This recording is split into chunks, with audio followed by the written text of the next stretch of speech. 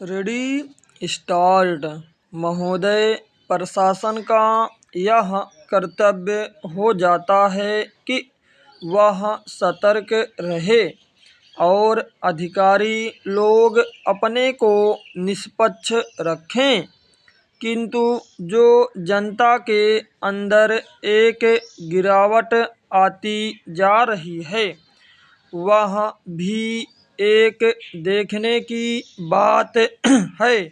इसलिए मैं चाहता हूँ कि सरकार कोई ऐसा प्रयत्न करे जिससे कि भ्रष्टाचार को रोकने के लिए जो लोगों का नैतिक स्तर ऊंचा होना आवश्यक है उसको ऊंचा किया जा सके।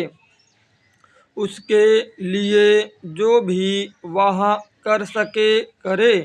मुझे कहना तो बहुत कुछ था, लेकिन चूंकि मेरा समय समाप्त हो गया है, मैं अब और कुछ नहीं कहूँगा। महोदय, इसलिए मैं माननीय रक्षा मंत्री महोदय का ध्यान इतिहास की उस चेतावनी की ओर दिलाना चाहता हूँ कि हिमालय की चोटी पर जिसका अधिकार रहा है उसका गंगा और यमुना के मैदान पर भी अधिकार रहा है। हम इस आशा में नहीं रह सकते कि हम दुश्मन को हिमालय की चोटी से उतरने दें और फिर मैदान में उसका मुकाबला करें। मुझे याद है कि कुछ वर्ष पहले प्रधानमंत्री जी ने बड़ी दृढ़ता के साथ यह कहा था कि हम हिमालय को दहेज के रूप में नहीं दे देना चाहते और यह नहीं कहना चाहते कि साहब आप टहलते हुए यहाँ आ जाइए।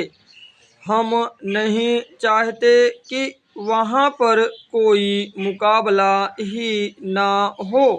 मैं समझता हूँ कि अगर किसी भी सैनिक अधिकारी के दिमाग में अभी तक यह भावना है कि हम हिमालय की ऊंची चोटियों को छोड़कर नीचे मैदान में आकर युद्ध लड़ेंगे, तो उनको भ्रम में नहीं रहना चाहिए।